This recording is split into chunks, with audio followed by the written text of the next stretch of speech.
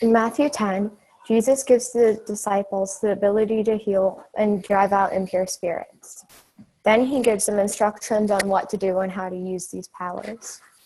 In the end, in verses 40 to 42, Jesus explains that helping the disciples of Jesus is akin to helping Jesus himself and will be rewarded by God. Whoever welcomes you welcomes me, and whoever welcomes me welcomes the one who sent me. Whoever welcomes a prophet in the name of a prophet will receive a prophet's reward, and whoever welcomes a righteous person in the name of a righteous person will receive the reward of the righteous. And whoever gives even a cup of cold water to one of these little ones in the name of a disciple, truly I tell you, none of these will lose their reward.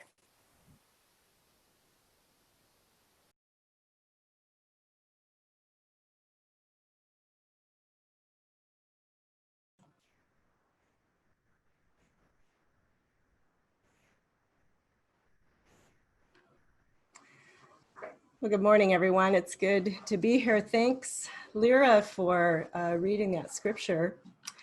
It's a really short passage, and we are tempted to just read it really quickly and glance over it and think we're done with it. But I think there's a lot more in there. One of my biblical studies professors, Dr. Marianne Tolbert, grew up in the South in a conservative Christian household. I'm not sure what church denomination she went to, but one of the lectures she started in one of my New Testament classes that I had with her, she started talking about the way she was taught to use the Bible in her church.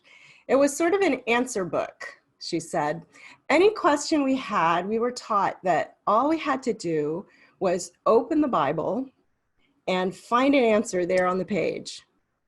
So imagine my frustration, she said, when at 16, I flipped open the good book randomly and found the book of Amos and read, I gave you cleanness of teeth in all your cities and lack of bread in all your places, yet you did not return to me to answer the question of whether or not I should start smoking.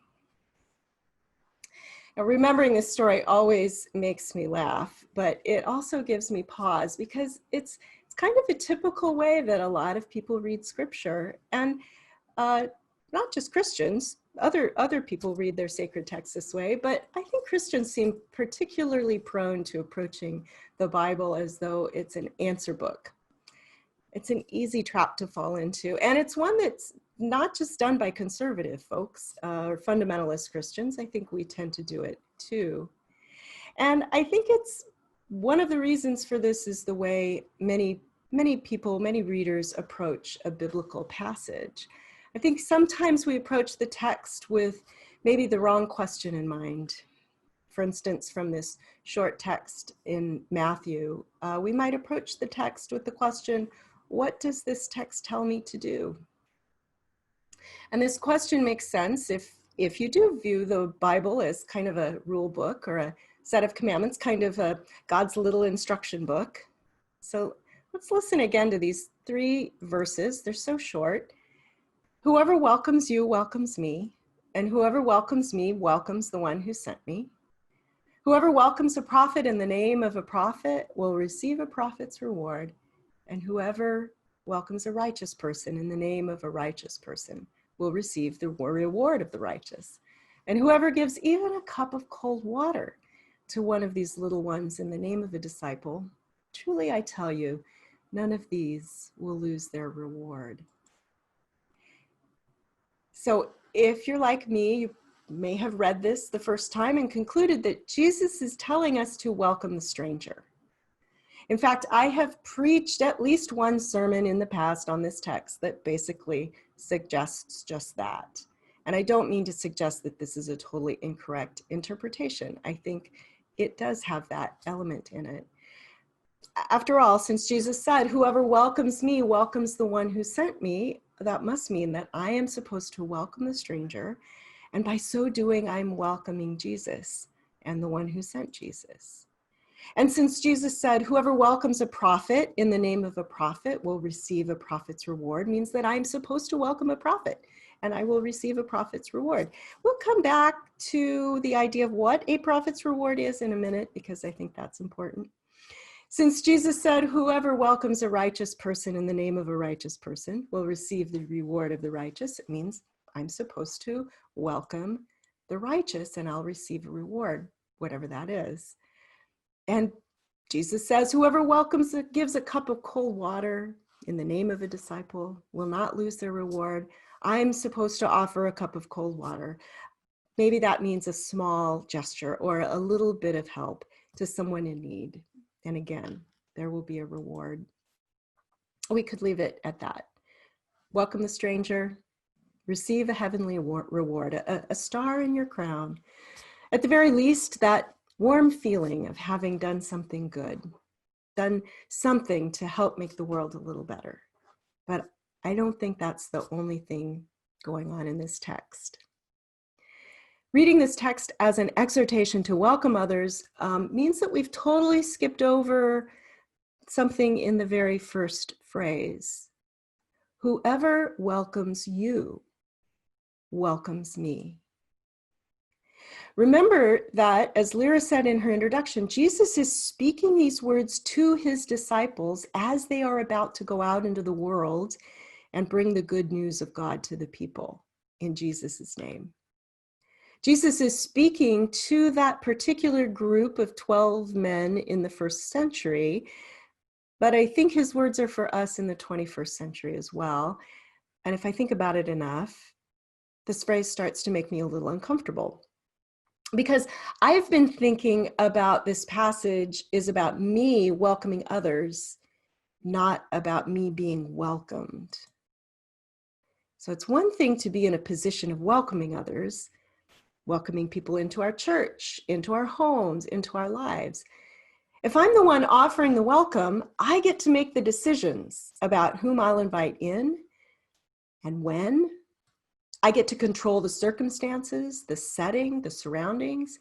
I'm able to determine when and how the welcoming will come to an end. Being the one doing the welcoming gives us a position of power and privilege. But if we listen carefully to the words of Jesus, we see that Jesus doesn't imagine it this way.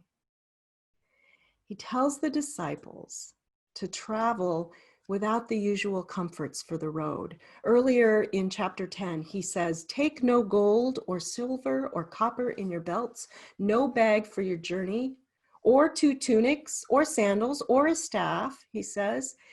He also admits to them that he is sending them out like sheep into the midst of wolves, and that their mission may well be dangerous. What does it mean to have a prophet's reward? It may very well mean, as Jesus warns in other parts of Matthew's gospel, persecution, rejection, and even death. Someone in the Monday morning Bible study said, this is not a sweet little verse. Jesus doesn't imagine that any of his disciples is in the center of society with the power and privilege to offer hospitality. Instead, Jesus imagines his disciples on the margins, on the edges of society, in places without power or privilege, needing welcome, needing a cup of water, a square meal, a roof over their heads. Realizing this makes me distinctly uncomfortable, because really listening to Jesus makes me realize that I have a privilege his early disciples did not have. I have the power to decide to welcome others or to turn my back. This is true not just in my own home, but in my church, in my community, and in my country, where I have, by virtue of the color of my skin, a power and privilege that I did not earn and cannot discard.